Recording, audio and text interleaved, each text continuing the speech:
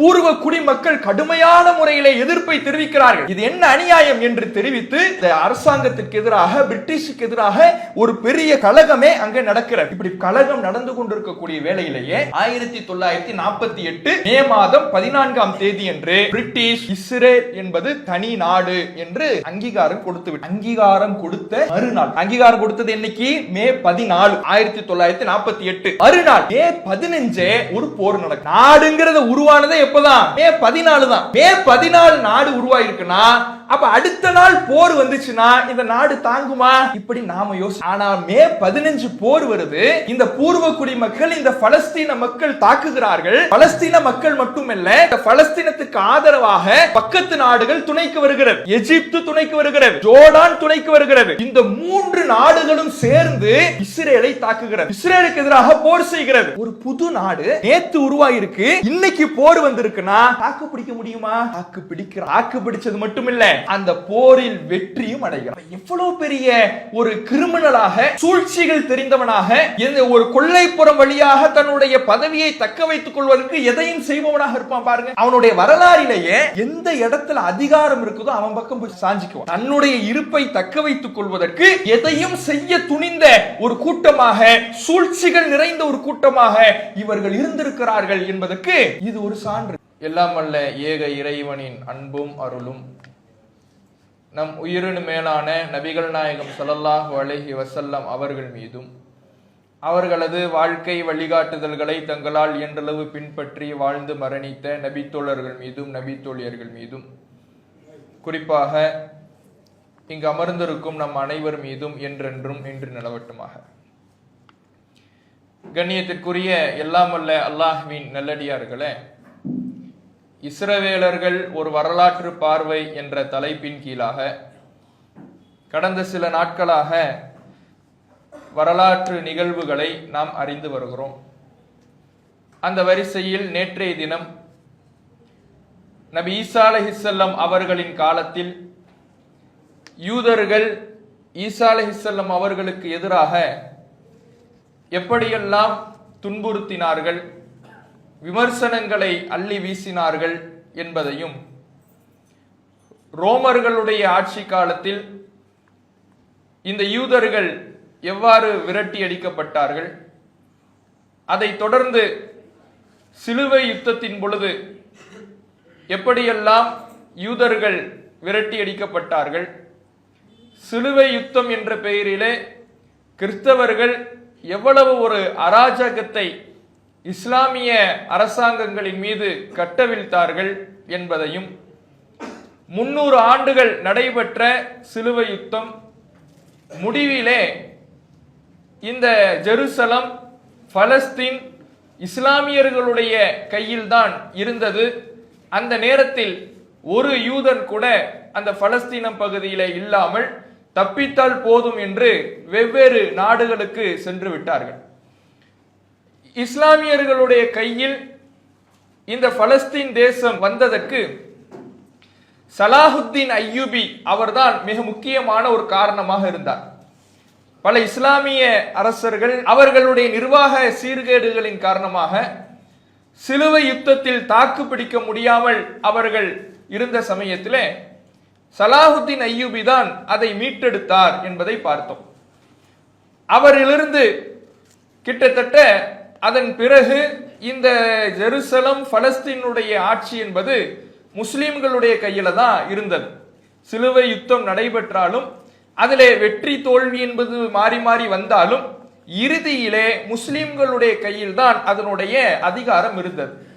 இந்த தருணத்துல யூதர்கள் இங்கு இருக்க முடியாமல் சிலுவை படை வீரர்களால் விரட்டி அடிக்கப்பட்ட பிறகு, ஏன்னா சிலுவை யுத்தத்திற்கு வந்த அந்த கிறிஸ்தவ படை வீரர்கள் அவர்களுடைய நோக்கம் ஜெருசலத்தை பிடிப்பது மட்டுமல்ல, அவர்கள் காணுகிற யூதர்களை கொல்ல வேண்டும் என்பதும் அவர்களுடைய நோக்கமாக இருந்த காரணத்தினால யூதர்களின் மீது கொலைவெறி தாக்குதல் அரங்கேற்றிய காரணத்தினால் அவர்கள் இங்கிருந்து ஓடிவிட்டார்கள். இப்படி ஓடியவர்கள் அங்கங்க பல்வேறு நாடுகள்ல தஞ்சம் புகுந்து இருந்து கொண்டிருக்கக்கூடிய வேளையில தியோடர் ஹெர்சல் என்பவன் ஒரு யோசனையை யூத மக்களுக்கு முன்வைக்கிறான். அதுதான் சியோனிசம். ஜியோனிசம் என்றால் என்னன்னா, யூதர்களுக்கு என்று ஒரு தனி நாடு வேண்டும். நம்ம அங்கங்க ஓடிக்கிட்டு இருக்கிறோம். எந்த இடத்துல நமக்கென்று ஒரு நாடு இல்லை, நமக்கென்று ஒரு அரசமைப்பு இல்லை. அங்கங்க எங்க போனாலும் நம்ம அடித்து விரட்டப்படுகிறோம். நாம ஜெருசலத்தை நம்முடைய தாய் நாடாக மீட்க வேண்டும், நமக்கென்று ஒரு நாட்டை உருவாக்க வேண்டும் என்பதுதான் இந்த ஜியோனிசத்தினுடைய அடிப்படை கோட்பாடாக இருக்கிறது.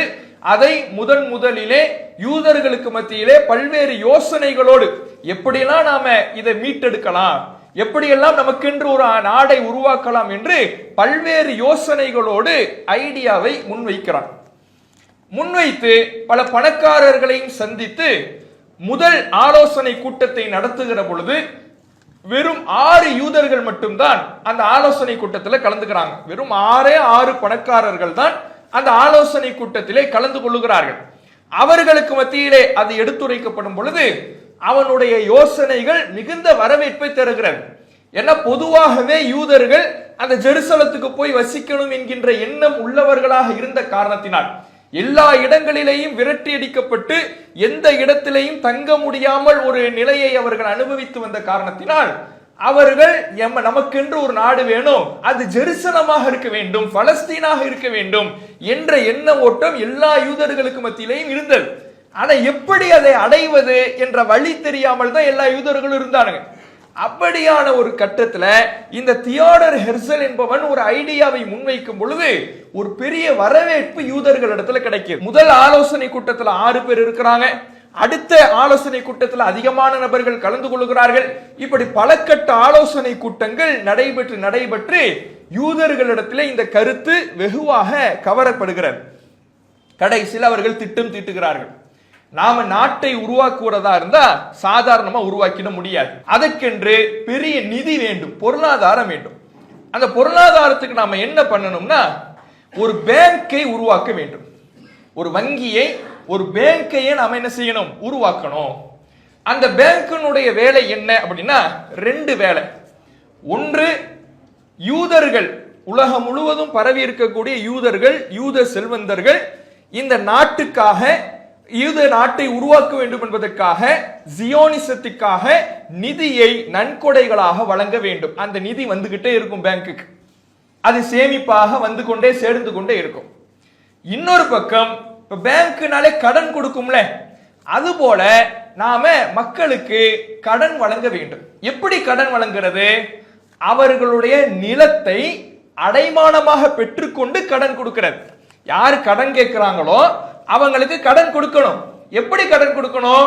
அவர்களுக்கு ஒரு நிலம் சொந்தமா இருக்கும்ல, அதை அடமானமாக பெற்றுக்கொண்டு கடனை கொடுக்க வேண்டும் அப்படின்னு சொல்லி ஒரு திட்டத்தை அமுல்படுத்தி செயல்படுத்துறாங்க.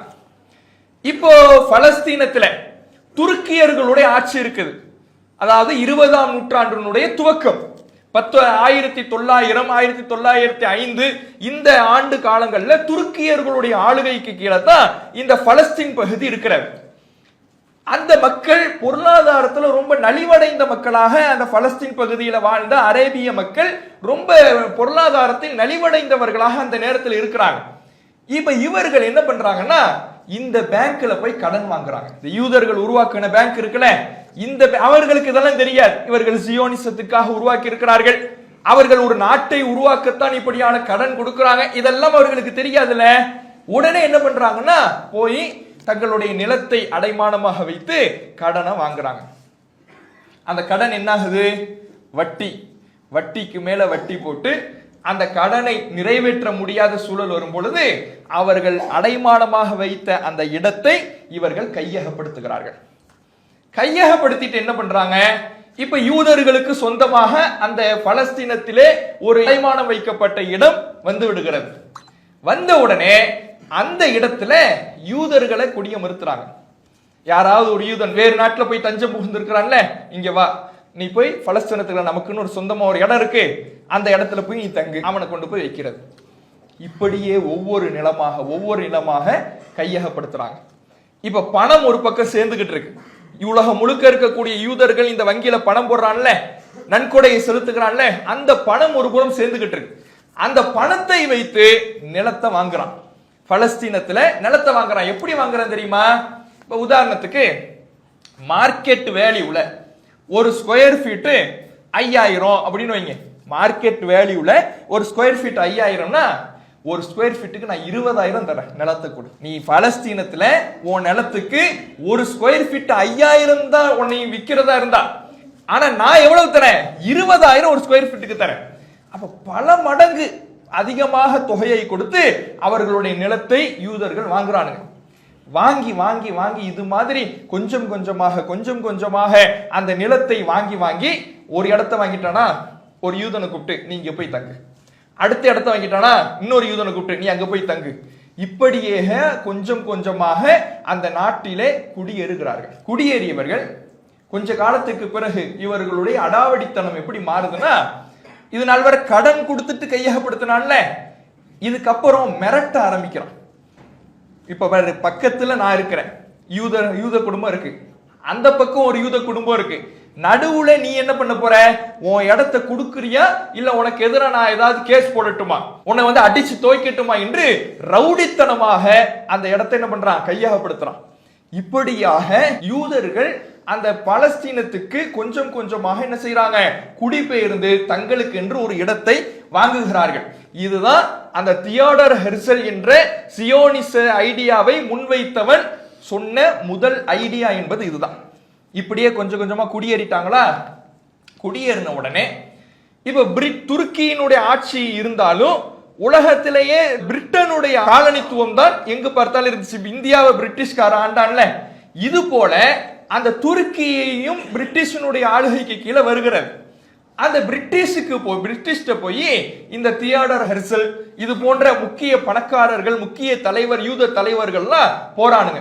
போய் எங்களுக்கென்று பலஸ்தீனத்தை தனி நாடாக அறிவிக்கணும் கோரிக்கை வைக்கிறான். நாங்க எப்படியே உள்ள போயிட்டோம், நாங்க போய் எங்களுக்கு என்று நிலத்தை வாங்கிட்டோம், எங்களுக்கு பலஸ்தீனத்தை, ஜெருசலத்தை தனி நாடாக நீங்கள் அறிவிக்க வேண்டும், கொடுக்க வேண்டும் என்று கோரிக்கையை வைக்கிறார்கள்.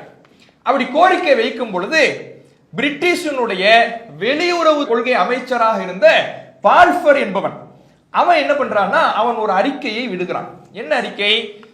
பலஸ்தீனத்துல யூதர்களுக்கென்று ஒரு தனி நாடு அமைக்கப்படும், அங்கே யூதர் அல்லாதவர்களுக்கான உரிமைகள் பேணப்படும் அப்படிங்கிறான்.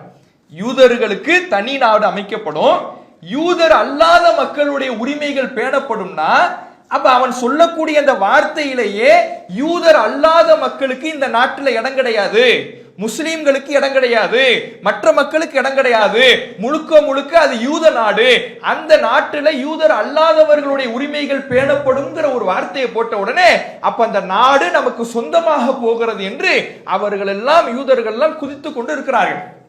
இந்த நேரத்தில் ஹிட்லர், ஜெர்மனியில பெருமளவுல யூதர்கள் இருக்கிறாங்க.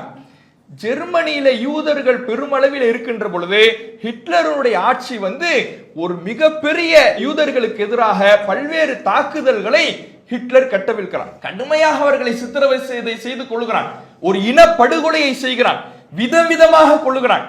யூதர்களை கொள்வதற்கென்ற சில முகாம்கள் அமைக்கிறான் ஹிட்லர்.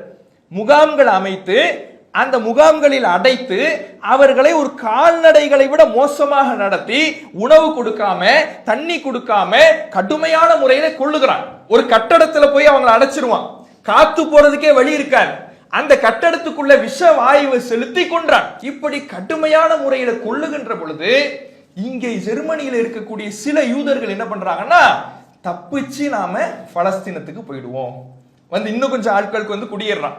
ஏற்கனவே கொஞ்சம் பேர் குடியேறி அங்க நிலத்தை வாங்கி ஒரு கணிசமான தொகையில யூதர்கள் குடியேறிட்டானுங்க. இப்ப ஜெர்மனியில யூதர்களை ஹிட்லர் அடிக்க அங்கிருந்து தப்பிக்கிறவனு இங்க சேர்றான், பலஸ்தீனத்துக்கு சேர்றான். அப்ப கணிசமான எண்ணிக்கையில மக்கள் தொகையில யூதர்கள் சேர்ந்து விடுகிறார்கள். சேர்ந்த பிறகு இந்த காலகட்டத்தில் ஹிட்லர் தற்கொலை செய்து கொள்ளுகிறான். இரண்டாம் உலக போர் முடிவுக்கு விடுகிறார். அந்த சமயத்துல இந்த பிரிட்டிஷ் என்ன பண்ணுதுன்னா, யூதர்களுக்கென்று தனி தேசத்தை கொடுக்க வேண்டும் என்பதற்காக அவர்கள் அந்த ஏற்கனவே பால்ஃபர் என்பவன் ஒரு அறிக்கை வெளியிட்டிருந்தான்ல, அந்த அறிக்கையை செயல்படுத்தும் விதமாக நாட்டை பிரிச்சு கொடுக்குது. எப்படி பிரிச்சு கொடுக்குது தெரியுமா? முஸ்லிம்களுக்கு, அதாவது பூர்வ குடிகளுக்கு அந்த பலஸ்தீன் தேசத்துல 44% இடம். இந்த வந்து குடியேறி கொள்ளைப்புறம் வழியா வந்தான யூதன் அவனுக்கு 56%. சொந்த நாட்டு மக்களுக்கு அவர்களுக்கு 44%. வந்து குடியேறினான்ல அவனுக்கு 56%. பெரும்பான்மையான பகுதியை கொள்ளைப்புற வழியாக சூழ்ச்சியாக வந்தவனுக்கு கொடுத்துட்டு முஸ்லிம்களுக்கு அங்கேயே பூர்வ குடிகளாக இருந்த இஸ்லாமியர்களுக்கு 44% என்று குறைவாக கொடுக்கிறது பிரிட்டிஷ். இந்த இப்படியான ஒரு மிகப்பெரிய வரலாறில் நடக்கக்கூடாத ஒரு கொடுமை அங்கே அரங்கேறுகிறது. இதை பதிவு செய்கிற எந்த வரலாற்று ஆசிரியரும் இதை நியாயப்படுத்தவே இல்லை. இது மிகப்பெரிய அநியாயம். இது மிகப்பெரிய இஸ்லாமியர்களுக்கு செய்த துரோகம், சொந்த நாட்டுக்காரனுக்கு செய்த மிகப்பெரிய அநியாய பங்கீடு என்பதைத்தான் எல்லோருமே என்ன செய்யறாங்க, பதிவு செய்யறாங்க. அப்ப இவர்கள் இப்படியான ஒரு வேலையை இந்த யூதர்களுக்கு சார்பாக பிரிட்டிஷ் செய்து, ஏன் பிரிட்டிஷ் செய்து தெரியுமா? இந்த யூதனுக்கு ஏன் இப்படி ரொம்ப துணை நிக்குது, ஏன் வந்து அந்த யூதர்களுக்கு வந்து இப்படி நாட்டை பிரிச்சு கொடுத்துச்சுன்னா, பிரிட்டிஷ் கவனிக்குது இவன் என்ன பண்றான்னா, ஒரு மிக மிக மிக சொற்பமாக இருக்கக்கூடிய இந்த யூதன் அப்ப என்னென்னமோ செஞ்சு ஒரு நாட்டை கையகப்படுத்துற அளவுக்கு வந்துட்டான். இப்ப நாம இந்த உதவியை அவனுக்கு செஞ்சு கொடுக்கலைன்னா அவன் நாளைக்கு நம்மளையே தூக்கி சாப்பிடுற அளவுக்கு ஏதாவது சூழ்ச்சியை செஞ்சிடுவான் என்கின்ற பயத்திலே இந்த பிரிட்டிஷ் என்ன பண்ணுதுன்னா இவனுக்கு இந்த நாட்டை கொடுத்து விடுகிறது. இப்ப இதுல இன்னொரு விஷயத்தை நம்ம கவனிக்கணும். நம்ம வரலாறு பார்த்தோம்ல, அந்த வரலாறு முழுவதிலுமே இந்த நாட்டுக்காக நின்ற மக்கள் யார்? யூதர்களா முஸ்லிம்களா? எத்தனையோ படையெடுப்பு வந்துச்சு. பாபிலோனியர்கள் அடித்தார்கள். பாபிலோனியர்கள் அடிக்கும் பொழுதும் அங்கு வாழ்ந்த அரேபியர்கள் அங்கேயே தான் இருந்தார்கள், ஓடி ஒளியல. ஆனா பாபிலோனியர்கள் அடிக்கும் பொழுதும் யூதன் தப்பிச்சா பொழச்சன்னு வேற எங்கேயாவது ஓடிட்டான். ரோமர்கள் அடித்தார்கள். ரோமர்கள் அடிக்கும் பொழுதும் அங்கு வாழ்ந்த அரேபிய மக்கள், அப்ப இஸ்லாம் வரல, ஆனாலும் அரேபிய மக்கள் அங்கு இருந்தாங்க. அந்த அரேபிய மக்கள் அங்கேயே தான் இருந்தார்கள். யூதன் தப்பிச்சா பொழச்சொன்னு அந்த நாட்டை விட்டுட்டு ஓடிட்டான். அதுக்கு பிறகு கிறிஸ்தவர்களுடைய படையெடுப்பு, சிலுவை யுத்தம், அப்போதும் அரேபியர்கள் அங்கேயே தான் இருந்தார்கள். அந்த நாட்டுக்காக எவ்வளவு கஷ்டப்பட்டாலும் இந்த நாட்டை விட்டு வெளியேறக்கூடாது என்று இருந்தார்கள். யூதன் வெவ்வேறு நாட்டுக்கு ஓடிட்டான். இப்படி எந்த ஒரு தருணத்திலையுமே இந்த நாட்டுக்காக அங்கேயே நின்று சண்டையிடாத ஒரு கூட்டம் ஒரு பக்கம் இருக்குது. இந்த நாட்டுக்காக எந்த தியாகத்தையும் செய்ய தயார் என்று, அந்த நாட்டை உரிமை விட்டுவிடக் கூடாது என்பதற்காக பல்லாயிரக்கணக்கான முஸ்லிம்கள் தங்களுடைய உயிரை இழந்திருக்கிறார்கள். எந்த தருணத்திலையும் இந்த நாட்டை விட்டு நாங்கள் வெளியேற மாட்டோம் என்று உறுதியாக இருந்திருக்கிறார்கள். இப்படி எந்த படையெடுப்பு வந்தாலும் உறுதியாக இருந்து இந்த நாட்டை காப்பாற்றி இந்த நாட்டை வளப்படுத்திய முஸ்லிம்கள் ஒரு புறம் இருக்கிறாங்க. இப்ப நியாயமான கண்ணோட்டத்தோடு பார்த்தால் பிரிட்டிஷ் என்ன பண்ணிருக்கணும், இந்த நாட்டை முதலில் பிரித்திருக்கவே கூடாது. பிரிச்சு அவனுக்கு ஒரு இடத்தை கொடுத்திருக்கவே கூடாது. இது அவங்க நாடு, அவங்க நாட்டுல நீ போய் குடியேறியா, உனக்குன்னு ஒரு அட்ரஸ் கிடைச்சிருச்சா, உனக்கு ஒரு சொந்த இடம் கிடைச்சிருச்சா, அதோட பெசாமேரி அது என்ன தனி நாடு கேட்கறது? உனக்கு ஒரு அட்ரஸ் வந்த உடனே தனி நாடு கேட்டுருவியா? ஒரு தெருவுல நீ ஒரு 10 குடும்பம் வசிக்கிறதுனால அந்த தெருவையே எழுதி கேட்கணும்னு சொல்லுவியா? இப்படி பிரிட்டிஷ் அணி இருக்கணும். ஆனா இவனுடைய சூழ்ச்சியை பார்த்து பார்த்து பார்த்து பிரிட்டிஷ் பயந்து இவன் நம்ம தலைக்கு மேல ஏறி உட்கார்ந்துருவானோங்கிற அச்சத்துல, அது மட்டும் இல்லாம ஏற்கனவே இஸ்லாமியர்கள்ட்ட ஐரோப்பா வந்து மிகப்பெரிய ஒரு தோல்வியை சந்தித்திருக்கிறது. அதை ஈடுகட்டணும்னா இஸ்லாமியர்களை பொறுப்பிலிருந்து இறக்கணும், அவர்களுடைய அரசை கவிழ்க்க வேண்டும் என்கின்ற சூழ்ச்சிக்காகவும் இந்த பிரிட்டிஷ் என்ன பண்ணுதுன்னா, இவர்களுக்கு 44, இஸ்லாமியர்களுக்கு அரேபியர்களுக்கு 44%, வந்தேரிகளுக்கு 56% பெரும்பான்மையை கொடுத்துருச்சு. இது மிகப்பெரிய ஒரு புரட்சியாக அங்கு விடுக்கிறது. பூர்வ குடிமக்கள் கடுமையான முறையிலே எதிர்ப்பை தெரிவிக்கிறார்கள். இது என்ன அநியாயம் என்று தெரிவித்து இந்த அரசாங்கத்திற்கு எதிராக, பிரிட்டிஷுக்கு எதிராக ஒரு பெரிய கலகமே அங்கே நடக்கிறது. இப்படி கலகம் நடந்து கொண்டிருக்கக்கூடிய வேளையிலேயே 1948 மே மாதம் 14ஆம் தேதி என்று பிரிட்டிஷ் இஸ்ரேல் என்பது தனி நாடு என்று அங்கீகாரம் கொடுத்து விட்டுருச்சு. அங்கீகாரம் கொடுத்த மறுநாள், அங்கீகாரம் கொடுத்தது என்னைக்கு? மே 14, 1948. மறுநாள் மே 15 ஒரு போர் நடக்குது. நாடுங்கிறத உருவானதே எப்பதான்? மே 14 தான். மே 14 நாடு உருவாயிருக்குன்னா அப்ப அடுத்த நாள் போர் வந்துச்சுன்னா இந்த நாடு தாங்குமா? இப்படி நாம யோசிப்போம். ஆனா மே 15 போர் வருது. இந்த பூர்வ குடிமக்கள் இந்த பலஸ்தீன மக்கள் தாக்குகிறார்கள். பலஸ்தீன மக்கள் மட்டுமல்ல, இந்த பலஸ்தீனத்துக்கு ஆதரவாக பக்கத்து நாடுகள் துணைக்கு வருகிறது. எகிப்து துணைக்கு வருகிறது, ஜோர்டான் துணைக்கு வருகிறது. இந்த 3 நாடுகளும் சேர்ந்து இஸ்ரேலை தாக்குகிறது, இஸ்ரேலுக்கு எதிராக போர் செய்கிறது. ஒரு புது நாடு நேத்து உருவாயிருக்கு, இன்னைக்கு போர் வந்திருக்குன்னா தாக்கு பிடிக்க முடியுமா? தாக்கு பிடிக்கிறான். தாக்கு பிடிச்சது மட்டுமில்ல, அந்த போரில் வெற்றியும் அடைகிறான். எவ்வளவு பெரிய ஒரு கிரிமினலாக, சூழ்ச்சிகள் தெரிந்தவனாக, ஒரு கொள்ளைப்புறம் வழியாக தன்னுடைய பதவியை தக்க வைத்துக் கொள்வதற்கு எதையும் செய்பவனாக இருப்பான் பாருங்க. அவனுடைய வரலாறிலேயே எந்த இடத்துல அதிகாரம் இருக்குதோ அவன் பக்கம் போய் சாஞ்சிக்குவான். தன்னுடைய இருப்பை தக்க வைத்துக் கொள்வதற்கு எதையும் செய்ய துணிந்த ஒரு கூட்டமாக, சூழ்ச்சிகள் நிறைந்த ஒரு கூட்டமாக இவர்கள் இருந்திருக்கிறார்கள் என்பதற்கு இது ஒரு சான்று. எப்படி என்ன பண்றாங்கன்னா, ஏற்கனவே இந்த ஹிட்லருடைய உலகப்போர், 2ஆம் உலகப்போர் நடந்த காலங்களில் எல்லாம் அங்கே ஆயுதங்கள், புதிய புதிய ஆயுதங்களை எல்லாம் செய்தவர்கள் யாருன்னா யூதர்கள். அதனால இவர்கள் போர் தொடுக்கின்ற பொழுது நாடு உருவாகி ஒரே ஒரு நாளா ஆகியிருந்தாலும் கூட ஒரு பக்கம் சமாளிக்கிறான், இன்னொரு பக்கம் ஆயுதங்களை உருவாக்குறான், முஸ்லிம்களை எதிர் தாக்குதல் நடத்துறான். அதுக்கப்புறம் ஐநா வருகிறது, பேச்சுவார்த்தை நடத்துகிறது, அமைதி பேச்சுவார்த்தையில முடித்து வைக்கிறது. என்ன ஆணிச்சு தெரியுமா? கடைசியில அமைதி பேச்சுவார்த்தை என்று போய்விட்டால், இப்ப ஒவ்வொரு நாடு முன்னேறி வந்திருப்பாங்கல்ல, பலஸ்தீன் இருக்குது, இஸ்ரேல் இருக்குது, சுத்தி வந்த நாடுகளும் உதவிக்கு வராங்க. இப்படி வரும் பொழுது இப்ப இஸ்ரேல் என்ன பண்ணிருக்கும்னா இப்படி முன்னேறி வந்திருக்கும். இப்ப எகிப்து, ஜோர்டான் இந்த நாடுகளும் இந்த இஸ்ரேலை தாக்குவதற்காக முன்னேறி வந்திருக்கும்ல. எந்தெந்த நாடுகள் எவ்வளவு முன்னேறி வந்திருக்கிறார்களோ அவர்களுக்கு அந்தந்த நாடு சொந்தம் என்று பிரிட்டிஷ் அறிவிச்சிடுச்சு. இப்படி அறிவிச்சிட்டா இப்ப என்ன ஆகுதுன்னா, பலஸ்தீனத்தினுடைய மிச்ச மீதி கூட இல்லை. மிச்ச மீதி கூட இல்லைன்னா இப்ப இந்த உதவிக்கு வந்தாங்க நாடு, அவங்க செஞ்சது மிகப்பெரிய துரோகமாக அங்க மாறி விடுகிறது. இவன் மட்டும் போராடிக்கிட்டு இருந்தா கூட ஏதாவது மிச்ச மீதி இடம் கிடைச்சிருக்கும். இவன் என்ன பண்றான்னா, உதவிக்கு வந்தவன் எகிப்துக்காரன், ஜோர்டான்காரன், அவன் உதவிக்கு வந்தங்கிற பேர்ல அவன் முன்னேறி வரும் பொழுது பலஸ்தீன நகரத்துக்குள்ள எவ்வளவு முன்னேறி வந்திருக்கிறானோ அதுவெல்லாம் அவனுக்கு சொந்தம்னு சொன்னோன்னு கிடைச்ச வரை லாபம்னு அந்த பகுதியை அவன் சுருட்டிக்கிட்டு போயிட்டான். இந்த பக்கம் இஸ்ரேல் முன்னேறி வந்தவன் இந்த பக்கம் இவன் சுருட்டிட்டு போயிட்டான்.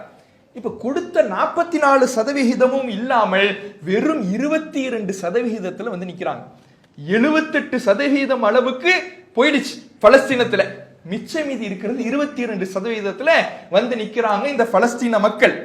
இப்படியே போய் கொண்டிருக்கக்கூடிய வேளையில 1967 இந்த ஜெருசலத்தில் இருக்கின்ற மஸ்ஜித் அல் அக்ஸாவை, அந்த இடத்தை கைப்பற்ற வேண்டும் என்பது யூதர்களுடைய ஒரு குறிக்கோள். அந்த குறிக்கோளை நிவர்த்தி செய்வது கொள்வதற்கு, ஏன்னா அவங்க இது எங்களுடைய சாலமன் கட்டிய, சுலைமான் நபி அவங்க சாலமன்கிறாங்கல்ல, சாலமன் கட்டிய பள்ளிவாசல், அது எங்களுக்கு வேண்டும் என்று அவர்கள் உரிமை கொண்டாடுகிறார்கள். சுலைமான் நபி கட்டிய பள்ளிவாசல் அவர்களுக்கு அடுத்த காலத்திலேயே புக்தனஸ்ஸர் என்பவனால் இடித்து தரைமட்டமாக்கப்பட்டுடுச்சு நாம பார்த்தோம். அது அப்பயே அழிந்து போய்விட்டது. அழிக்கப்பட்ட அந்த பள்ளிவாசல்ல மீதமாக ஒரே ஒரு சுவர் தான் இன்றைய வரைக்கும் இருக்குது, வால் ஆஃப் சுலைமான் அப்படிம்பாங்க. நீங்க கூகுள்ல டைப் பண்ணி பார்த்தா கூட வால் ஆஃப் சுலைமான் ஒரு மிக பிரம்மாண்டமான சுவர், அந்த ஒரு சுவர் மட்டும் தான் இருக்குதே தவிர மற்ற அத்தனையும் அழிக்கப்பட்டு விட்டது.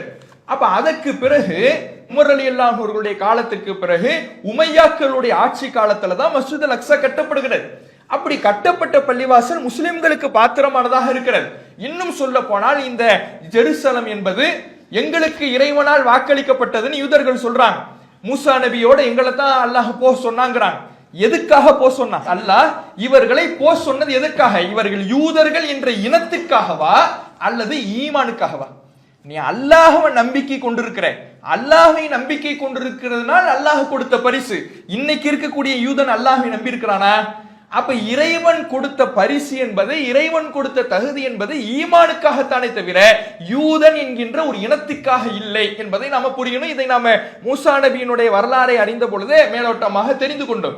அப்ப இன்றைக்கு ஈமான் இல்லாத, அல்லாஹை பற்றிய நம்பிக்கை இல்லாத யூதர்கள் இதற்கு எந்த விதத்திலையும் அவர்கள் உரிமை கோர முடியாது. 1967 இந்த மஸ்ஜித் அல் அக்ஸாவை உரிமை கோருகிற அந்த யூதர்கள் என்ன பண்றாங்கன்னா, தொல்லியல் துறைக்கு அனுமதி கொடுக்கிறான். எதுக்கு தொல்லியல் துறை? இங்க சாலமன் பள்ளியினுடைய மிச்சம் மீது ஏதாவது இருக்குதான் ஆய்வு செஞ்சுட்டு வாங்க அப்படின்னு அனுமதி கொடுக்கிறான். பொதுவாகவே இந்த அடக்குமுறையாளர்கள் கையில் எடுக்கக்கூடிய ஒரு ஆயுதம் தொல்லியல் துறை. பாபர் மசூதி எப்படி இங்க இந்தியாவில் கைப்பற்றினா?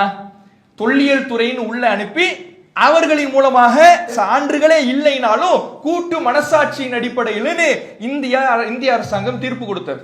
வடநாடுகளிலே பல பள்ளிகளை கையகப்படுத்துவதற்கு தொல்லியல் துறையைத்தான் ஆயுதமாக பயன்படுத்தியது. அதே போலதான் அங்கே அந்த மஸ்ஜிதுல் அக்ஸாவை கையகப்படுத்துவதற்கு தொல்லியல் துறையை உள்ள அனுப்புறான். அந்த தொல்லியல் துறை என்ன பண்ணுதுன்னா தோண்டுது கட்டிடத்தை பலவீனமாக்குகின்ற அளவுக்கு மிகப்பெரிய பள்ளத்தை தொல்லியல் ஆய்வு என்கின்ற பெயரிலே தோண்டி வைத்திருக்கிறார்கள். ஏன்னா கட்டிட பலவீனம் அடைஞ்சிருச்சுன்னா ஒரு சின்ன நடுக்கத்துக்கு கூட தாங்காது, விழுந்துடுச்சுன்னா உடனே நம்ம தேவாலயத்தை எழுப்பி விடலாம். இதுதான் அவங்க நோக்கம். சூழ்ச்சியை பின்வாசல் வழியாக அவர்கள் வந்து கொண்டிருக்கிறார்கள். இப்படி தொடர்ச்சியாக அங்கே யாருக்கு உரிமை என்பதுல சண்டைகள் நடந்து கொண்டே இருக்கிறது. நியாய உணர்வோடு பார்த்தோம்னா இப்போ மத நம்பிக்கைகள் என்பது ஒரு பக்கம் வைப்போம். மத அடிப்படையில் பார்த்தால் கூட உரிமை என்பது அல்லாஹ்வை நம்பியவர்களுக்காக அல்லாஹ் கொடுத்ததுதான், யூதன் என்கின்ற இனத்துக்காக கொடுத்தது இல்லை அப்படிங்கிறத நம்ம பார்த்தோம். இப்போ மத நம்பிக்கைகள் ஒரு பக்கம் வைப்போம். நியாய உணர்வோடு பார்த்தால் அரசாங்கம் அல்லது அதிகாரம் கடைசியாக யாருடைய கையில் இருந்ததோ அவர்களுக்கு கொடுப்பதுதான் நியாயமான ஒரு நிலை. யார்கிட்ட கடைசியா இருந்துச்சு அவன் தான் உரிமை படைத்தவன், இப்படிதான் சொல்லணும்.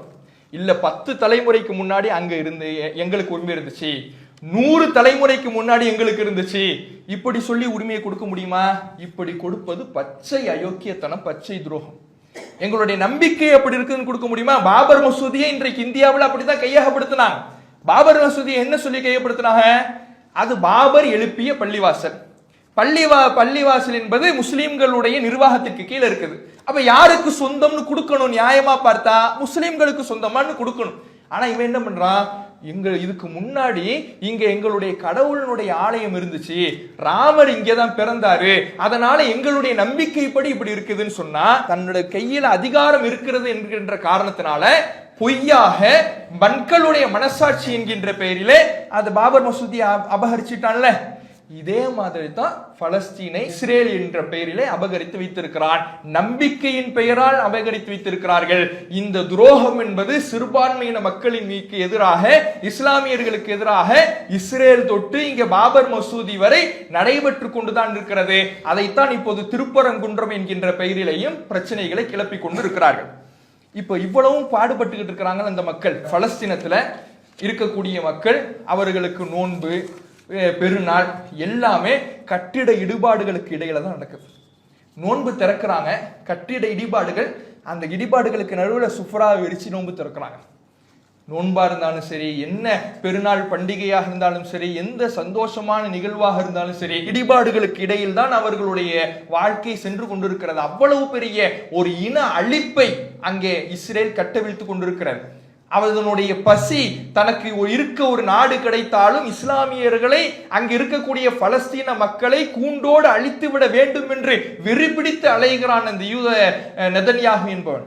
அப்படியான ஒரு இன அழிப்பு நடைபெற்று கொண்டிருக்கிறது. இப்ப 10% கூட சொந்தமான நிலம் இல்லாம அங்க முஸ்லிம் மக்கள் வாழ்ந்துகிட்டு இருக்கிறாங்க. 100% அவர்களுக்கு சொந்தமானது. முதல்ல 56% கையகப்படுத்தினவன், அப்புறம் 78% கையகப்படுத்தினவன். இப்போது முஸ்லிம்களுக்கு 10%க்கு குறைவான இடம்தான் மொத்த பலஸ்தீனத்துல அவர்களுக்குன்னு இருக்குது.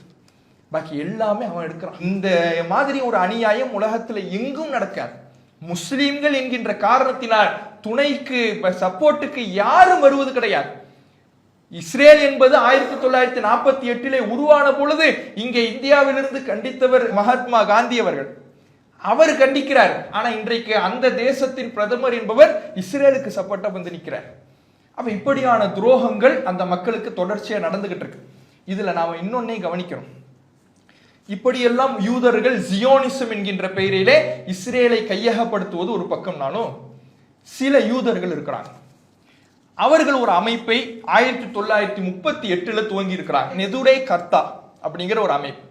இந்த நெதுரே கர்த்தா அப்படிங்கிற அமைப்பினுடைய நோக்கம் என்னன்னா, ஜியோனிசம் என்பது கூடாது, சியோனிசம் என்பது யூத மதத்திற்கு எதிரானது. சியோனிசம் யூத மதத்திற்கு எதிரானதுன்னா என்ன பொருள்? ஜெருசலத்தை நாம் கையகப்படுத்துவது நமக்கு அனுமதிக்கப்பட்டது கிடையாது. வன்முறையின் மூலமாக அந்த நாட்டை கையகப்படுத்துவது நமக்கு ஆகுமானது கிடையாது.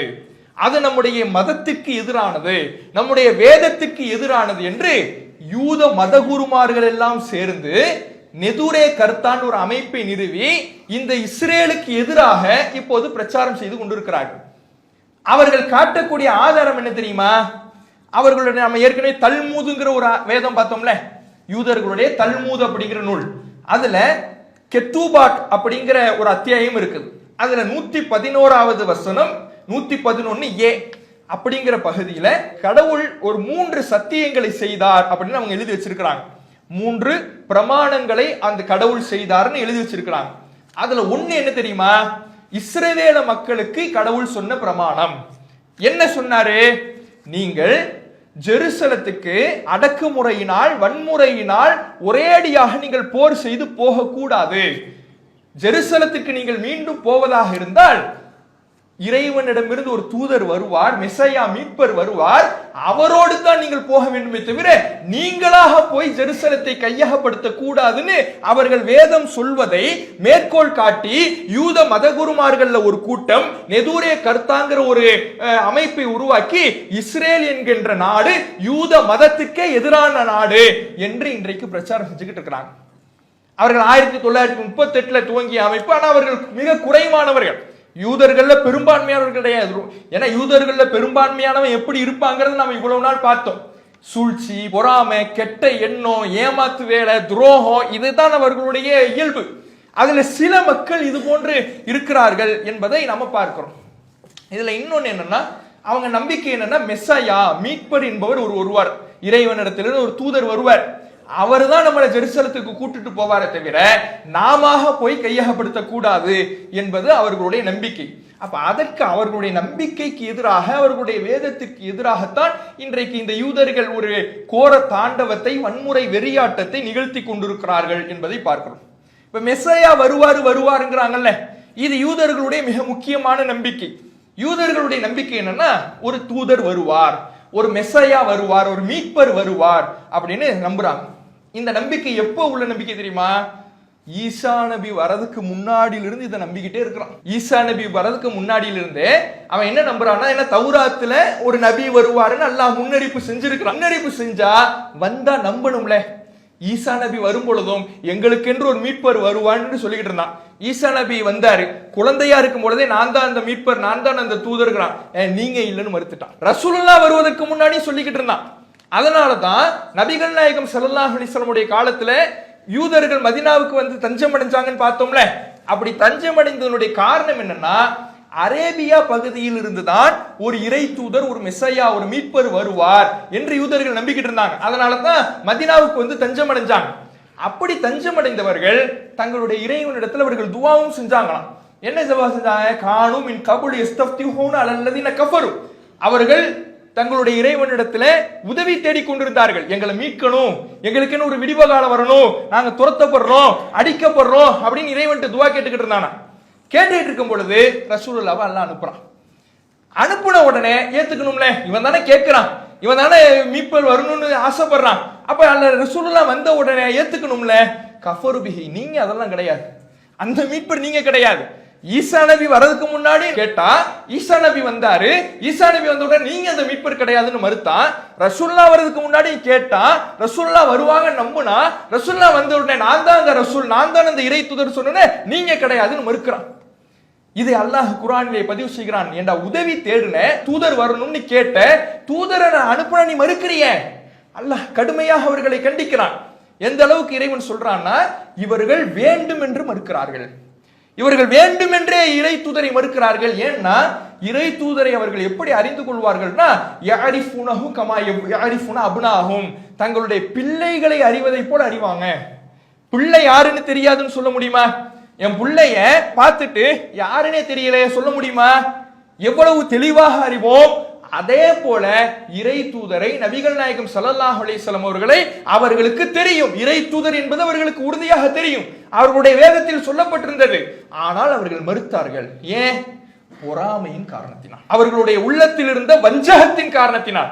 எங்களுடைய இஸ்ரவேல இனத்திலிருந்து தான் இறை தூதர் வர வேண்டுமே தவிர இவர் அரேபியரிலிருந்து வரக்கூடாது, அரேபியரிலிருந்து வந்திருக்கிறாரு. அரேபிய மக்களை அவர்கள் இழிவாக கருதுவார்கள். ஏன் இழிவாக கருதுவாங்க தெரியுமா? அவங்களுக்குன்னு உள்ள இன வெறி. இப்ப இப்ராஹிம் நபி, இப்ராஹிம் நபியினுடைய 2 பிள்ளைகள் இஸ்ஹாக் நபி, இஸ்மாயில் நபி, இஸ்ஹாக் நபி. இப்ப இஸ்ஹாக் நபியினுடைய பிள்ளை தான் யாக்கூப் நபி, அவருடைய வழியில் வந்தவர்கள் தான் இந்த பனி இஸ்ரவேலர்கள் அப்படின்னு நம்ம பார்த்தோம். இப்ராஹிம் நபியினுடைய இன்னொரு மகன் இருக்கிறார்ல இஸ்மாயில் நபி, இஸ்மாயில் நபியினுடைய வழியில் வந்தவர்கள் தான் அரேபிய மக்கள், இந்த நபிகள் நாயகம் ஸல்லல்லாஹு அலைஹி வஸல்லம் அவர்கள். இந்த பனி இஸ்ரவேலர்கள் அரேபிய மக்களை, இஸ்மாயில் நபியை, நபி ஸல்லல்லாஹு அலைஹி வஸல்லம் அவர்களை இழிவாக கருதுவாங்க. ஏன்னா அவர் அடிமை பெண்ணுடைய மகன். இஸ்மாயில் நபி யாரு? அடிமை பெண்ணுடைய மகன். இப்ராஹிம் நபியினுடைய மனைவிக்கு பிறந்தவர் எங்களுடைய மூதாதையர் இஸ்ஹாக் தான். இஸ்மாயில் அடிமை பெண்ணுக்கு பிறந்தவர் என்று இழிவாக மட்டமாக கருதக்கூடிய பழக்கம், குணாதிசயம் கொண்டவர்கள் அந்த யூதர்கள். நாங்கள் தான் உயர்ந்தவர்கள் என்கின்ற எண்ணம் கொண்டவர்கள். இதனாலேயே நபிகள் நாயகம் ஸல்லல்லாஹு அலைஹி வஸல்லம் அவர்களை அவர்கள் மறுத்தார்கள். அல்லாஹ் ரப்பல் ஆலமீன் இதை பற்றி குர்ஆனிலே சொல்லுகின்ற பொழுது, சில பேர் ரசூலுல்லாஹ்வுடைய காலத்துல யூதர்கள் இஸ்லாத்துக்கு வந்தாங்கல்ல. இப்ப அப்துல்லா இப்னு சலாம் ரலியல்லாஹு அன்ஹு அவர்கள் இஸ்லாத்துக்கு வந்தார். அவர் யூத மதகுருவாக இருந்தவர். யூதர்களிலே மதகுருவாக இருந்தவர் தான் அப்துல்லா இப்னு சலாம் ரலியல்லாஹு அன்ஹு அவர்கள். அவர் நபிகள் நாயகம் ஸல்லல்லாஹு அலைஹி வஸல்லம் அவர்களிடத்திலே இஸ்லாத்தை ஏற்றுக்கொள்கிறார். அவர் 3 கேள்வியை கேட்கிறார். நான் ஒரு 3 கேள்வியை கேட்கிறேன், அந்த கேள்விக்கு ஒரு நபியை தவிர பதில் சொல்ல முடியாது அப்படின்னு கேட்கிறார். நபி ஸல்லல்லாஹு அலைஹி வஸல்லம் கேளுங்க அப்படிங்கிறாங்க. அவர் என்ன கேள்வி கேட்கிறாருன்னா, சொர்க்கத்தில் கொடுக்கப்படுகின்ற முதல் உணவு எது? அதே போல மறுமை நாளினுடைய அடையாளம் என்ன? ஒரு பிள்ளை தாயினுடைய சாயல்லையும் தகப்பனுடைய சாயல்லையும் பிறப்பதற்கான காரணம் என்ன? இந்த 3 கேள்விகளையும் கேட்டுட்டு ஒரு நபியை தவிர இதற்கு யாரும் பதில் சொல்ல முடியாது அப்படின்னு கேட்கிறார். அப்ப நபிகள் நாயகம் ஸல்லல்லாஹு அலைஹி வஸல்லம் அவர்கள் 3த்துக்குமே ஆன்சர் பண்றாங்க. மறுமை நாளினுடைய அடையாளம் என்பது மக்கள் ஒன்று திரட்டப்படுவோம். ஒரு நெருப்பு மக்கள் அனைவரையும் ஒன்று திரட்டும். இது முதல்ல. இரண்டாவது நீங்க கேட்ட கேள்வி, சொர்க்கத்துல என்ன உணவு என்பது. சொர்க்கத்தில் ஒரு மீனினுடைய, பெரிய மீனினுடைய ஈரலின் சதை பகுதி உணவாக கொடுக்கப்படும்.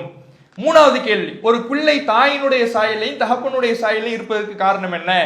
ஒரு தாயினுடைய சாயல் இருப்பதற்கு தாயினுடைய நீர் முந்திவிட்டால் தாயினுடைய சாயலில் இருக்கும், தகப்பனாருடைய நீர் முந்திவிட்டால் தகப்பனாருடைய சாயலில் இருக்கும் என்று ரசூலுல்லாஹ் பதில் சொன்ன உடனே, நீங்கள் அல்லாஹ்வுடைய தூதர் தான், அஷ்ஹது அன் லா இலாஹ இல்லல்லாஹ் வ அன்ன முஹம்மது ரசூலுல்லாஹ்னு கலிமா சொல்லி இஸ்லாத்தை ஏத்துக்கிறார். இஸ்லாத்தை ஏத்துக்கிட்ட உடனே அதுநாள் வரை அப்துல்லா இப்னு சலாம் அவர்களை எங்களில் மிகச்சிறந்த அறிஞர், மிகச்சிறந்த ஒரு நல்லவர் அப்படியெல்லாம் புகழ்ந்துகிட்டு இருந்த யூதர்கள், இவர் இஸ்லாத்துக்கு வந்த உடனே அவரை ரொம்ப மோசமான ஆளு, ரொம்ப கெட்டவர், அவரை பத்தி எங்களுக்கு தெரியாதா, அவர் தகப்பனாரை பத்தி எங்களுக்கு தெரியாதான்னு தலைகீழா மாறி அப்படியே பேசுறான். இப்படி சில பேர் என்ன பண்றாங்க, நபிகள் நாயகம் ஸல்லல்லாஹு அலைஹி வஸல்லம் அவர்களுடைய காலத்துல யூதர்கள் இஸ்லாத்தை ஏத்துக்கிறாங்கல்ல, இந்த இஸ்லாத்தை ஏற்றுக்கொண்ட யூதர்களை மற்ற யூதர்கள், நம்பிக்கை கொள்ளாத யூதர்கள் சந்தித்தால் அவனுங்க என்ன சொல்லுவானுங்களா தெரியுமா? அல்லாஹ் குர்ஆனிலே சொல்லுகிறான், அத்துஹத்திஸூனஹும் பிமா ஃபதஹல்லாஹு அலைக்கும் லியுஹாஜ்ஜுக்கும் பிஹி இன்த ரப்பிக்கும். அல்லாஹ் உங்களுக்கு அறிவித்து கொடுத்தான்ல வேதத்துல தூதரை பத்தி, அதையெல்லாம் போய் அவங்கள்ட்ட நீங்க சொல்லிக்கிட்டு இருக்கிறீங்களா? ஏன்னா இவங்க இஸ்லாத்துக்கு வந்துட்டாங்க. இந்த யூதர்களாக இருந்தவர்கள் அப்துல்லா இப்னு சலாம் ரலியல்லாஹு அன்ஹு போன்றவர்கள் இஸ்லாத்துக்கு வந்துட்டாங்க. இப்ப இஸ்லாத்துக்கு வந்துட்டா அவங்க ரசூலுல்லாஹ்ட்ட சொல்லுவாங்கல்ல, சஹாபாக்கள் சொல்லுவாங்கல்ல, உங்களை பத்தி எங்களுடைய வேதத்திலேயே சொல்லப்பட்டிருக்கு, எங்களுடைய தௌராத்திலேயே சொல்லப்பட்டிருக்கு அப்படின்னு சொல்லுவாங்கல்ல, இதையெல்லாம் போய் நீங்க அங்க சொல்லி கொடுக்குறீங்களா? மத்த யூதர்லாம் வருவானா இதையெல்லாம் போய் சொல்லி கொடுக்குறீங்களா? இதையெல்லாம் நீங்க போய் சொல்லி கொடுத்தீங்கன்னா நாளைக்கு மறுமை நாள்ல போய் நிற்கும் பொழுது அதுவே நமக்கு எதிரான ஆதாரம், எங்களுக்கு எதிரான ஆதாரமா போயிடுமே, வேதத்துல இருந்து நாங்க நம்பிக்கை கொள்ளலைன்னு அல்லாஹ் எங்களை பிடிப்பானே அப்படின்னு சொல்லி அவர்கள்ட்ட சண்டை பிடிப்பாங்களாம். இவங்களுடைய அறிவை பாருங்களேன், அறிவை பாருங்களேன். கொஞ்சமும் அறிவு இல்லாத முட்டாள் கூட்டம் தான் இந்த யூதர்கள். இவங்க சொன்னாதான் அல்லாஹ்வுக்கு தெரியுமா, நீ தெரிஞ்சு நம்பிக்கை கொள்ளாம இருக்கிறியா, தெரியாம நம்பிக்கை கொள்ளாம இருக்கிறியான்னு இவங்க சொன்னாதான் அல்லாஹ்வுக்கு தெரியாம இருக்குமா? அல்லாஹ்வுக்கு எல்லாமே தெரியும்.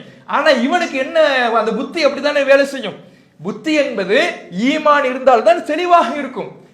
சூழ்ச்சி, வஞ்சகம் இப்படியே இருந்தால் அவன் என்ன பண்றான்னா, நம்ம வேதத்தில் இருக்கிறதெல்லாம் அவங்களுக்கு போய் சொல்லி கொடுத்துக்கிட்டு இருக்கிறீங்க, நாளைக்கு அவங்க இதையே ஆதாரமா அல்லாஹ் இடத்துல போய் காட்டிட்டாங்கன்னா, அல்லாஹ் இவங்க தெரிஞ்சுக்கிட்டே நபியை நம்பிக்கை கொள்ளாம இருக்கிறாங்கன்னு எங்களுக்கு எதிராக வாதிட்டுட்டாங்கன்னா இப்படி சண்டை போடுவாங்க. இதை அல்லாஹ் ரப்பல் ஆலமீன் திருமறை குர்ஆனிலே சொல்லி காட்டுகிறான். அப்ப நபிகள் நாயகம் ஸல்லல்லாஹு அலைஹி வஸல்லம் காலத்துல இவர்கள் இப்படி மிக குரோதம் வஞ்சகம் உள்ளவர்களாக இருந்திருக்கிறார்கள் என்பதை இது காட்டுகிறது. அது மட்டும் இல்லாம இந்த குரோதத்தினால் வஞ்சகத்தினால் நபிகள் நாயகம் ஸல்லல்லாஹு அலைஹி வஸல்லம் அவர்களுக்கு எதிராக பல்வேறு சதி திட்டங்களை செஞ்சாங்க. மதீனாவுல நபிகள் நாயகம் ஸல்லல்லாஹு அலைஹி வஸல்லம் ஆட்சி காலம் இருந்துச்சுல, ஆட்சி தானே இருந்தது. ரசூலுல்லாஹ் ஒரு உடன்படிக்கையை யூதர்கள்ட்ட செய்யறாங்க. யூதர்கள் மதீனாவுல மிக முக்கியமான ஒரு 3 கோத்திரங்களா இருந்தாங்க. பனு கைனுகா, பனு குரைலா, பனு நல்லீர். இந்த 3 கோத்திரங்கள் தான் யூதர்களுடைய மிக முக்கியமான கோத்திரங்கள். இந்த 3 பேர்த்தையும் ரசூலுல்லாஹ் உடன்படிக்கை செய்யறாங்க. போர் என்று வந்தால் நீங்க மதீனாவின் பக்கம் தான் இருக்கணும், இஸ்லாமியர்களின் பக்கம் தான் இருக்கணும் என்று அல்லாஹ்வுடைய தூதர் அவர்கள் உடன்படிக்கை செய்யறாங்க. உடன்படிக்கை செய்தால் அப்படி நடக்கணும்ல. இவன் என்ன பண்றதுன்னா, இணை வைப்பாளர்கள் மக்கத்து காஃபிர்கள் வரான்ல, அவனுக்கு போய் உதவி செய்யறது, அவனுக்கு போய் உளவு சொல்வது, இஸ்லாமியர்களுடைய போர் வியூகங்கள், இஸ்லாமியர்களுடைய நடவடிக்கைகளை எல்லாம் பத்தி அவனுக்கு போய் ரகசியத்தை எல்லாம் சொல்லிட்டு வர்றது. இந்த வேலையை, உடன்படிக்கையை முறிக்கின்ற வேலையை இந்த யூதர்கள் செய்து கொண்டிருக்கிறார்கள். இன்றைக்கும் பார்க்கிறோமா இல்லையா? இன்றைக்கும் இந்த உடன்படிக்கையை முடிப்பதில் முதலாமவன் யாருன்னா யூதனா தான் இருப்பான். தாக்கக்கூடாது, பலஸ்தீன மக்களை தாக்கக்கூடாது, அவர்களுக்கு எதிராக கொடுமைகளை அரங்கேற்றக்கூடாது, அவர்களுக்கு எதிராக ஒயிட் பாஸ்பரஸ் குண்டுகளை பயன்படுத்தக்கூடாது என்றெல்லாம் ஒப்பந்தங்கள் உடன்படிக்கைகள் இருக்கும் பொழுது அந்த ஒயிட் பாஸ்பரஸ் குண்டை தான் போடுவான். ஒயிட் பாஸ்பரஸ் குண்டுனா என்ன? இந்த குண்டை போட்டால் இரும்பு கூட உருகிடும். அந்த குண்டை தான் பச்சை புல்ல மேல போடுறான். அந்த குண்டை தான் அங்க இருக்கக்கூடிய அப்பாவி மக்கள் மேல போடுறான். இதை போடக்கூடாது, இதை பயன்படுத்தக்கூடாது என்று உடன்படிக்கை இருந்தாலும் அதையெல்லாம் அவன் கண்டுக்க மாட்டான். அதுவே அதையெல்லாம் அப்படியே தூக்கி வீசி அதையெல்லாம் முறித்து இன்றைக்கு செயல்படுறான்ல, அதே மாதிரிதான் ரசூலுல்லாஹ்வுடைய காலத்திலையும் உடன்படிக்கை இருந்தும் இணை வைப்பாளர்களுக்கு உதவக்கூடாது என்று இருந்தும் அவர்களுக்கு உதவி செய்து இவர்களுக்கு துரோகம் செய்யக்கூடியவர்களாக அந்த யூதர்கள் இருந்திருக்கிறார்கள் என்பதை பார்க்கிறோம். இன்னும் நபிகள் நாயகம் ஸல்லல்லாஹு அலைஹி வஸல்லம் அவர்களை கொலை செய்ய பார்த்தான். ரசூலுல்லாஹ்வுடைய இறைச்சியில விஷத்தை தடவி ரசூலுல்லாஹ்வுக்கு கொடுக்குறான். ரசூல் அதை கண்டுபிடிச்சிட்டாங்க, விஷம் தடவப்பட்டிருக்குங்கிறத கண்டுபிடிச்சிட்டு யூதர்களை அழைத்து நபிகள் நாயகம் ஸல்லல்லாஹு அலைஹி வஸல்லம் அவர்கள் கேட்கிறாங்க, இதுல விஷத்தை தேய்ச்சி வச்சிருக்கீங்களா? ஆமா. எதனால இப்படி செஞ்சீங்க அப்படின்னு கேட்கும் பொழுது, நீங்க அதை சாப்பிட்டு இறந்துட்டீங்கன்னா நாங்க சந்தோஷப்படுவோம். அவன் சொல்றான் ரசூலுல்லாஹ்ட்டே, நீங்க சாப்பிட்டு மௌத்தாயிட்டீங்கன்னா நாங்க சந்தோஷப்படுவோம். ஒருவேளை இதுல இருக்கக்கூடிய விஷத்தை நீங்க கண்டுபிடிச்சிட்டீங்கன்னா உங்களுக்கு அல்லாஹ்விடத்திலிருந்து செய்தி வருதுங்கிறத நாங்க தெரிஞ்சுக்குவோம் என்பதற்காகத்தான் விஷத்தை தடவி கொடுத்தோம்னு நபிகள் நாயகம் ஸல்லல்லாஹு அலைஹி வஸல்லம் அவர்களுக்கு எதிராக கொலை முயற்சி செய்தது மட்டும் இல்லாமல் நீங்க செத்தா நாங்க சந்தோஷப்படுவோங்கிறான். இப்ப கண்டுபிடிச்சிட்டாங்கல்ல, அவன் சொன்ன மாதிரி நம்பிக்கை கொள்ளணும்ல, அதுவும் கிடையாது. நம்பிக்கை கொள்ளணும்ல, நம்ம செஞ்சதை கண்டுபிடிச்சிட்டாரு, சரி நம்ம நம்பிக்கை கொண்டுட்டு போயிடுவோம் அப்படிங்கணும்ல, அதுவும் செய்ய மாட்டான். அப்ப இவ்வளவு பெரிய மோசமான குணம் உள்ளவர்களாக இந்த யூதர்கள் நபிகள் நாயகம் ஸல்லல்லாஹு அலைஹி வஸல்லம் அவர்களுடைய காலத்திலேயும் இருந்திருக்கிறார்கள். இன்னும் பாத்தீங்கன்னா இந்த யூதர்களுடைய செயல்பாடு என்னன்னா, தந்திரங்கள் செய்யறது, திருகுத்தாளங்கள் செய்யறது. இப்ப இஸ்ரேலை கையகப்படுத்துறதுக்கு ஒரு திருகுத்தாளம் செஞ்சான்ல, லேண்ட் பேங்க் நில வங்கின்னு ஒண்ணு உருவாக்குனா, கடன் கொடுக்கிற மாதிரி கொடுத்தா, கடைசியில நிலத்தை கையகப்படுத்தினா, அங்க யூதர்களை குடியமர்த்தினா, கடைசியில நாட்டையே பிடிச்சான்ல, இப்படி தந்திர வேலை செஞ்சான்ல, இது மாதிரி தந்திர வேலைகளை இறைவன் விஷயத்திலே செய்வான். அல்லாஹ்வுடைய தூதர் அவர்கள் சொல்றாங்க, காத்தல் அல்லாஹு யஹூத, அல்லாஹ் யூதர்களை நாசமாக்குவானாக. அல்லாஹ் அவர்களுக்கு கொழுப்பை ஹராமாக்கி வச்சிருக்கிறான். கொழுப்பு என்பது அவர்களுக்கு ஹராம். அப்படி ஹராமாக்கப்பட்ட அந்த கொழுப்பை இவன் என்ன பண்ணுவானா, உருக்குவானா, உருக்கி அதை எண்ணெயாக்கி அதை விற்பனை செய்வானா. கொழுப்பு ஹராம்னா அதை விட்டு தவிர்த்து இருக்கணும்ல. தான் தான் புத்திசாலி, அல்லாஹை விட அறிந்தவன் என்கின்ற ஒரு மனப்பான்மையிலே இவன் என்ன பண்றானா, கொழுப்பை உருக்கி அதை எண்ணெயாக்கி அதை விற்பனை செஞ்சு அதுல சம்பாதிப்பான். இப்படியான யூதர்களை அல்லாஹ் சபிக்க, அல்லாஹ் நாசமாக்கட்டும் என்று நபிகள் நாயகம் ஸல்லல்லாஹு அலைஹி வஸல்லம் அவர்கள் துஆ செஞ்சிருக்கிறாங்க. அப்ப இப்படியான தந்திர வேலைகளை, தகுடுத்தாளங்களை செய்யக்கூடியவர்களாக இருக்கிறாங்க. இன்னும் என்ன பண்ணுவாங்கன்னா, யூதர்கள் அரபியர்கள்ட்ட கடன் வாங்குவாங்களாம். கடன் வாங்கினா திருப்பி கொடுக்கணும்ல, கடன் வாங்கினா என்ன பண்ணணும், திருப்பி கொடுக்கணும். இவன் என்ன பண்ணுவானா, கடன் வாங்கிட்டு நாங்கெல்லாம் உங்களுக்கு திருப்பி கொடுக்க தேவையில்லை. லைஸ அலைனா ஃபில் உம்மியீன சபீல். உம்மிக்கள், நீங்களாம் உம்மிக்கள், படிப்பறிவு இல்லாதவர்கள். படிப்பறிவு இல்லாத உங்களிடத்தில் கொடுக்க வேண்டும் என்கின்ற கட்டாயம் எங்களுக்கு இல்லை. நாங்கள் எல்லாம் உயர்ந்தவர்கள். யூதர்களாகிய நாங்க என்ன மேல இருக்கிறோம், உயர்ந்தவர்களா இருக்கிறோம். அந்த எண்ணம் அவனுக்கு இருக்கும். அல்லாஹ் சொல்லி காட்டுகிறான், நாஹ்னு அப்னாஉல்லாஹ் வ அஹிப்பாஹு. நாங்கள் அல்லாஹ்வுடைய நேசர்கள், அல்லாஹ்வுடைய பிள்ளைகள் என்று யூதர்கள் சொல்வானா. அந்த அளவுக்கு குலப்பெருமையும் இன வெறியும் உள்ளவனாக அவன் இருக்கிறான். கடனை வாங்கிட்டு திருப்பி கொடுக்காம உங்களுக்கெல்லாம் கொடுக்கணும்னு எங்களுக்கு ஒன்றும் சொல்லப்படலை, எங்களுக்கு ஒன்றும் அவசியம் இல்லை, எங்களுக்கு நாங்கள் கொடுக்கலைனா கூட அதனால் எங்களுக்கு எந்த தண்டனையும் இல்லை என்று எங்களுடைய வேதமே சொல்லுது, எங்களுடைய இறைவனே சொல்லிட்டாருன்னு போய் சொல்லுவான். அவன் ஏமாத்துறதுக்கு எந்த லெவலுக்கு வேண்டுமானாலும் எந்த நிலைக்கு வேண்டுமானாலும் இறங்குபவனாக இந்த யூதன் இருக்கிறான். இன்னைக்கு அரேபியா மக்களிடத்திலிருந்து இஸ்ரேல் என்கின்ற பலஸ்தீன் என்கின்ற நாளை இஸ்ரேல் என்று பிரித்து இருக்கிறான்ல, இப்படி பெற்றிருப்பதும் இதே மோசடியின் காரணத்தினாலதான். ஏன்னா அந்த மக்கள் படிப்பறிவு இல்லாம இருந்தாங்க. அந்த மக்கள்கிட்ட கடன் தர மாதிரி கொடுத்து இன்னைக்கு வாங்கிட்டான். வாங்கிட்டு எங்க நாட்டை எங்களிடத்திலே குடுடா என்று அந்த அரேபிய மக்கள் பலஸ்தீன மக்கள் போராடினால் இன்றைக்கு என்ன பண்றா, நான் ஏண்டா உன்னை கொடுக்கணும், இருக்கிற இடத்தையும் நான் வாங்குவேன், இருக்கிற இடத்தையும் நான் எடுக்க போறேன் என்று அந்த மக்களை நசுக்கக்கூடியதை பார்க்கிறோம். அப்ப இப்படி அவர்களுடைய செயல்பாடுகள் மிக மோசமான, மிக மிக மிக அவர்களுடைய செயல்பாடுகள் அநியாயமான செயல்பாடுகளாகத்தான் இருக்கும். அதே போல அவர்களுடைய வேதத்திலே எல்லா விதமான வளைத்தல், திரித்தல், எல்லா விஷயத்தையும் என்ன பண்ணுவாங்க, அவர்கள் செய்வார்கள். நபிகள் நாயகம் ஸல்லல்லாஹு அலைஹி வஸல்லம் காலத்துல ஒரு 2 மனிதர்கள் அழைச்சிட்டு போறாங்க. அவர்களுக்கு கசையடி கொடுக்கப்பட்டிருக்கிறது, கறி பூசப்பட்டிருக்கிறது. ரசூல்லா பார்த்துட்டு யார் இவங்க கேட்கிறாங்க யூதர்கள்ட்ட. இவங்க விபச்சாரம் செஞ்சவங்க. உங்களுடைய வேதத்துல விபச்சாரம் செஞ்சதுக்கு இது தண்டனை இல்லையே? ரசூல்லா கேட்கிறாங்க. ஆமா, இது தண்டனை இல்லை. அப்ப ஏன் இப்படி செஞ்சிருக்கிறீங்க? எங்களுடைய வேதத்துல கல்லெறிந்து கொள்ள வேண்டும் என்பதுதான் தண்டனை. குர்ஆன்ல இருக்கிற மாதிரி கல்லெறிந்து கொள்ள வேண்டும் என்பதுதான் தண்டனை. ஆனால் எங்களுடைய பெரியவர்களுக்கு, எங்களில் அந்தஸ்தில் உள்ளவர்களிடத்துல விபச்சாரம் பெருகிவிட்டது, எங்களில் அந்தஸ்து உள்ளவர்களுக்கு தண்டனையை எங்களால் கொடுக்க முடியாது என்பதனால் நாங்கள் என்ன பண்ணோம்னா சட்டத்தையே மாத்துறோம், வேதத்தையே மாத்திட்டோம். வேதத்தையே மாத்தி கல்லறி தண்டனையை நீக்கிவிட்டு யார் விபச்சாரம் செய்தாலும் நாங்கள் கரியை பூசி கசையடிக்க வேண்டும் என்பதை நாங்கள் தண்டனையாக நாங்களே எழுதிவிட்டோம்னு அவங்க என்ன பண்றாங்க, சொல்றாங்க. அப்ப இப்படி வேதத்தை திரிக்கக்கூடியவர்களாக, வேதத்தை நம்பாதவர்களாக அவர்கள் இருந்திருக்கிறாங்க. அதனாலதான் அவர்களுடைய வேதத்திலே ஜெருசலத்தை போர் செய்து கையகப்படுத்த கூடாது, ஒரு மெசையா, ஒரு மீட்பர் வந்துதான் நம்மளை அழைத்து கொண்டு செல்வார் என்பது இருந்தாலும் அதையெல்லாம் தூக்கி போட்டுட்டு இன்னைக்கு அவ்வளவு பெரிய வன்முறை வெறியாட்டத்தை இஸ்ரேல் கட்டவிழ்த்து கொண்டு இருக்கிறது.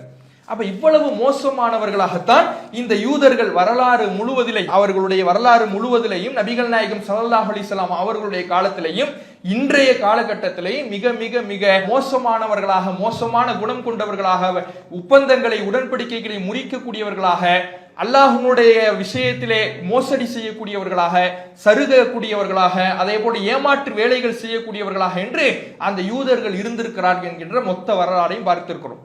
அப்ப ஒட்டுமொத்தமாக இன்றைக்கு இந்த இஸ்ரேல் என்கின்ற நாடு முஸ்லிம்களுக்கு பாத்திரமான நாடு.